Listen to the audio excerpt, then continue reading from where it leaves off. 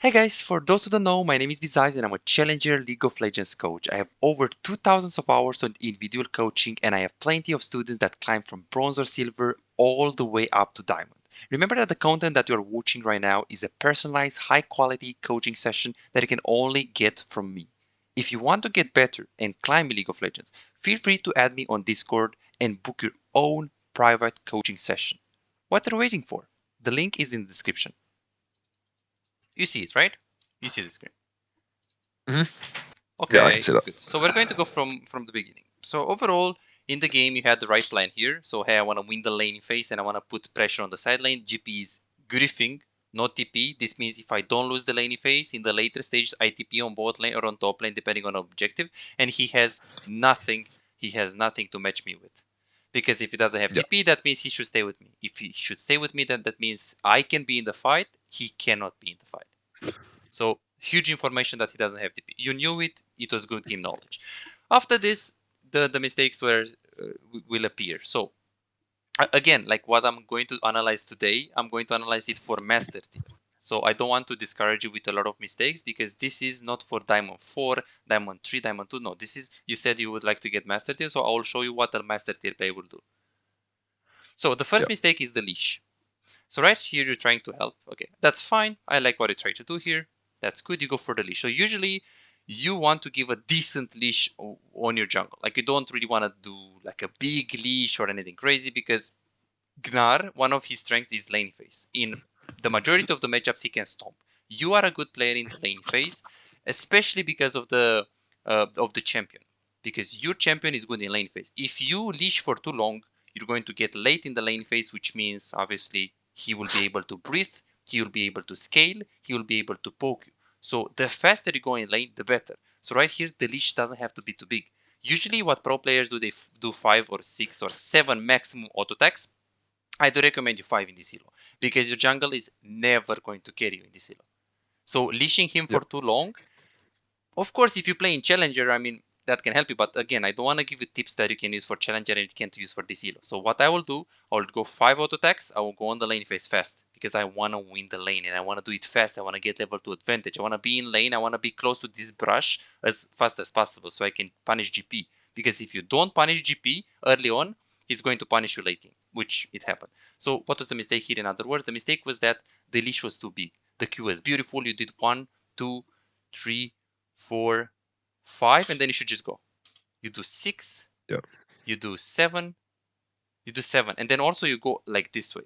Did you thought about I went GP that way staying just in the brush? because JP. Yeah, I thought he was Okay, going to sit in the bush. That's why I went there. Perfect. That's good. That's good. That's good. That's good. Say he's really good level 1 if he like Yes. melees you with the thing. True. True. True. True. True. Okay, so you thought about it. Good.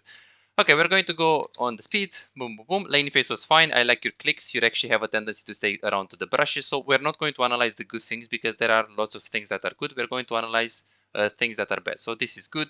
Trading is good. Right here, you greeted a little bit. You should have expected the ignite more. So I like this. This is fine. I don't like the clicks. Like here, we shouldn't really go towards the brush because the minions are actually going to auto-attack you slowly. You should just go this way.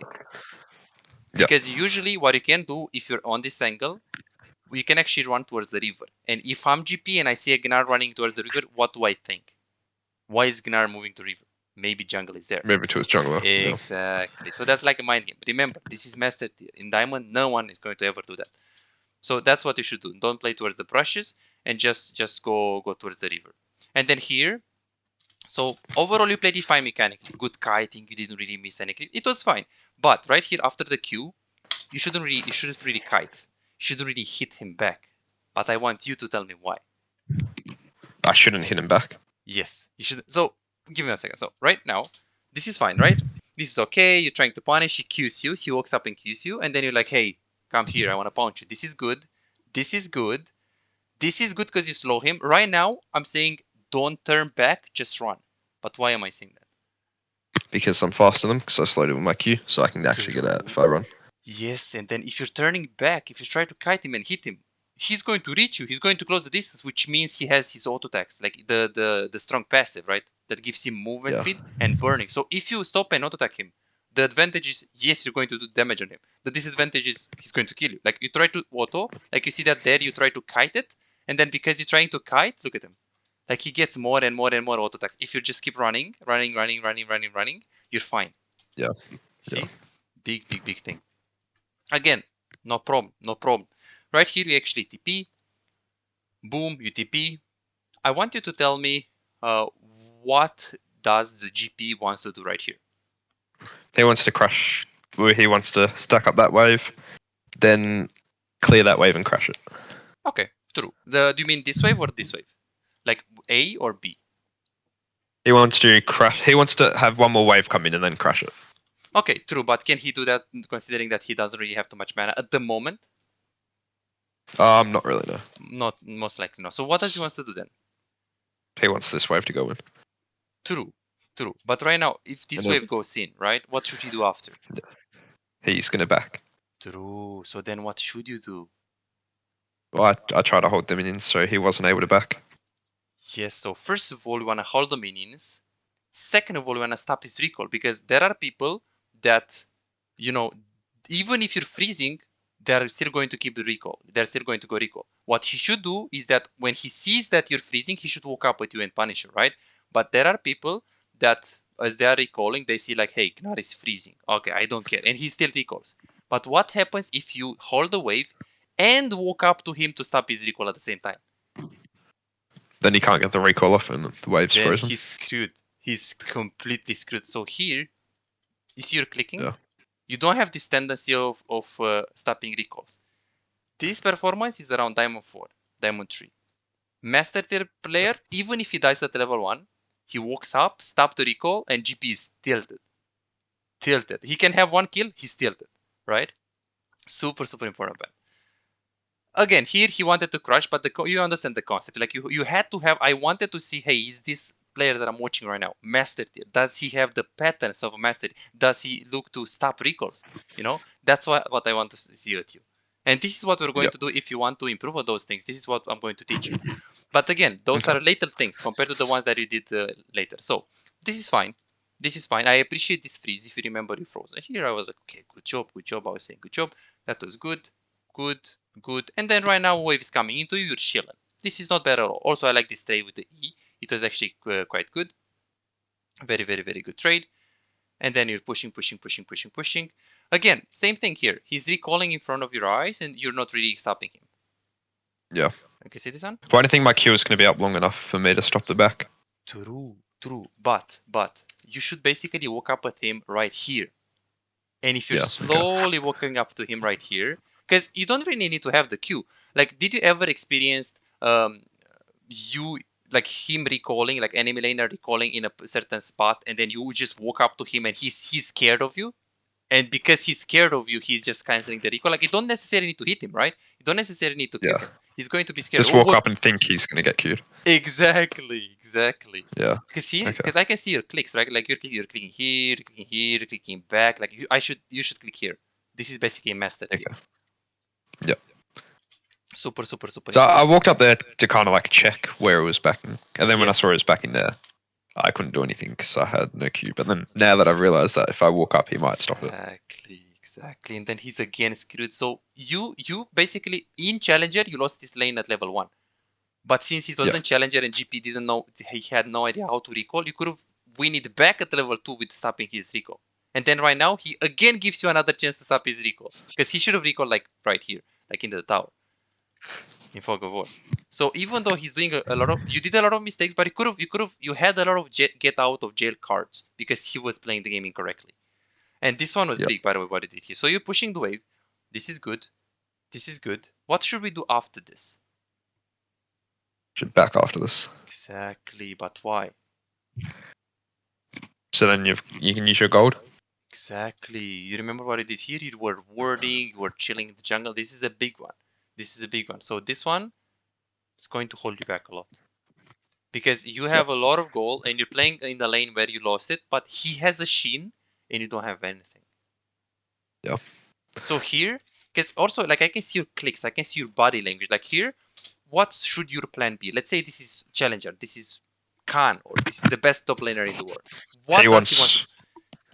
He wants the wave to keep pushing back into him because he can't fight him with the items right now. True. So he shouldn't hit the waves.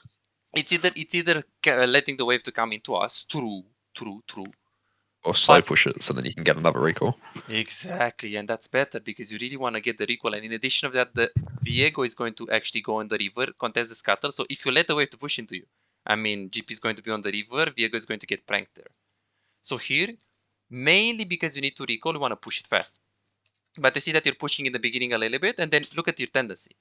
Did you see that tendency? Yeah. Hey, I want to hit him, I want to hit him, I want to kill him, I want to kill him. True, but your job was to what? To recall, and you should push the wave before recall. Yeah.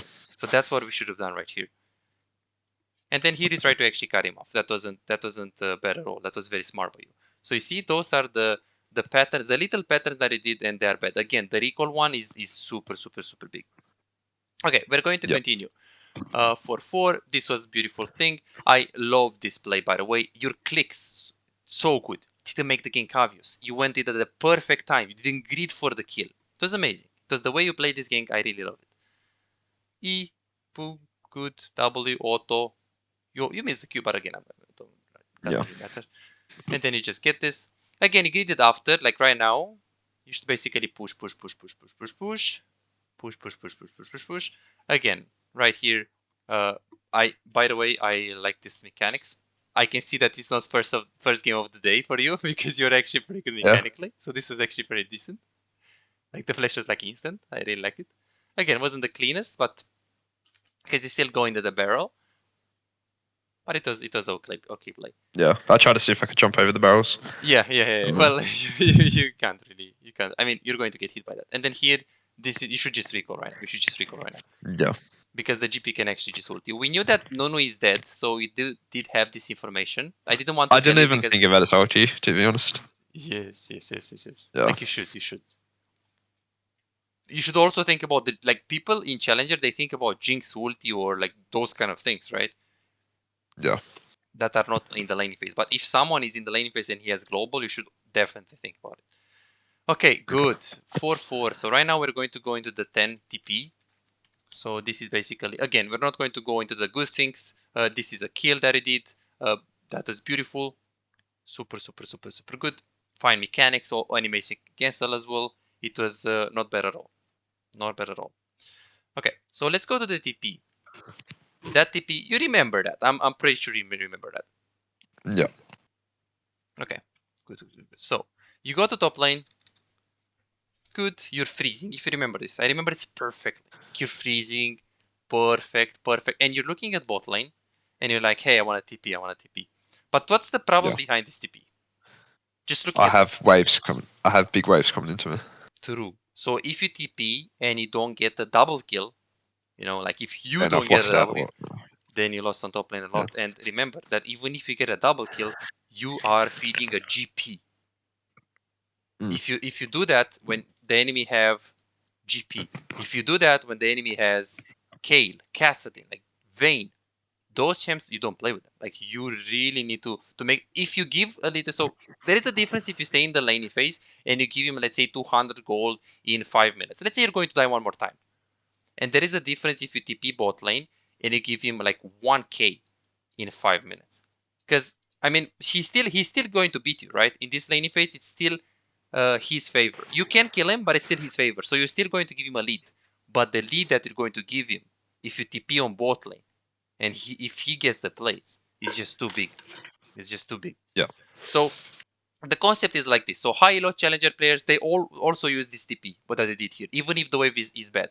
But they only particularly use this TP if the wave is bad, if they have a champion that they want to fed, that champion can concur with the GP in terms of scaling.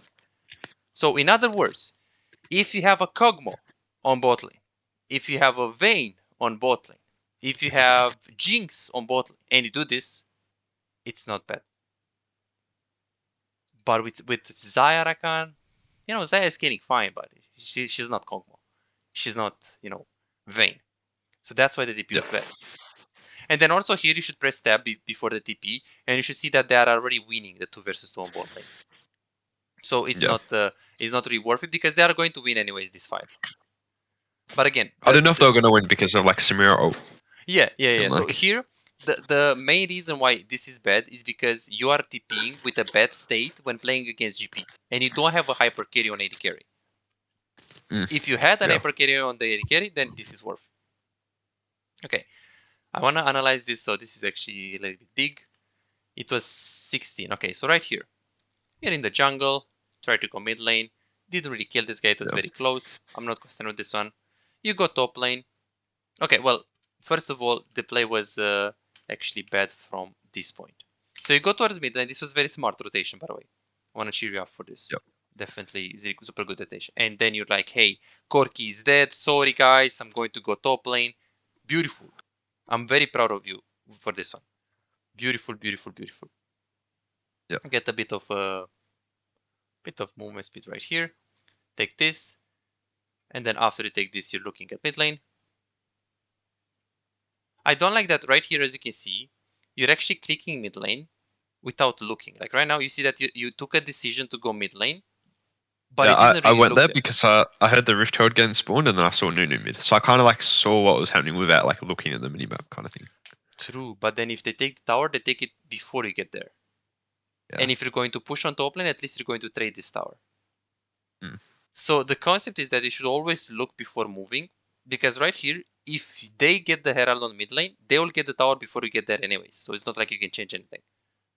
Because you see that you're trying to path mid lane and nothing is going to happen because Nunu is going to get the tower anyways. But the problem was after this. The problem was here. So this is fine. This is fine. That guy is dead. Right here. That guy is dead. Here, what should we do? 1 second. Because you don't have enough information. You don't have enough information. Let's see. Yeah, look mid lane, look mid lane, look mid lane. There's probably no chance of me doing anything there, so I just go top maybe. You see, so the same pattern, because you didn't look first to assess the situation. Right now, you took a decision without really thinking, hey, but I can't really do anything right here. I mean, there is no way I'm going to save this tower. I'm going to go top, take this tower, take the jungle, and at least I get something, right? This is what the high elo player will do. He's basically going to go here, take the top tower, take the cracks, and depending on what is happening on the map, he can take red buff Raptors too. That's how you should have played here. This rotation, it was bad because those kind of games are particularly won only by the Gnar that are Master Tier, Challenger, Grandmaster, because this was not an easy game. But I could have definitely won this. Because you see how many decisions you could have done better here. Okay, good. So let's take a look at more. Good, 17. Okay, 1940. Let's see. Oh, this play with the TP, I think. Okay, yeah. Oh yeah, this one. Oh yeah, this one. So we are on top lane. This is good decision making. Let's analyze the whole play. So you died on mid lane. No problem at all. You go to top lane. This is good. This is good. And then here, you're looking there. So I really appreciate this. You're looking there. Good. They're fighting. They're winning. You're looking there. Good. And right here, you're basically looking and you're using TP instantly. But it did not so I saw the Vega fight. down there, so True, but I feel like the thing is that like if I get 2 waves top and then maybe hit a few shots in tower, that's not going to win us the game. But to say me TPing there and get the Vega killed, or just getting kills for the team, is going to win us the game instead of me just getting a bit of solo fun. True, but what if Vega is dead anyways there? Because you haven't looked there. Like you just TP without really looking. You're just looking that Vega. He just straight off in vision kind of thing. So I just thought, he's just. True, but like you don't know, because if Rakan is, for example, ulting right here and then flashing on him, or if Corki has enough HP to actually kill him, or if Vega is overextended, like you don't see that from the minimap. The problem is that not that you're TPing, the problem is that you're TPing without looking at the exact position of the champions.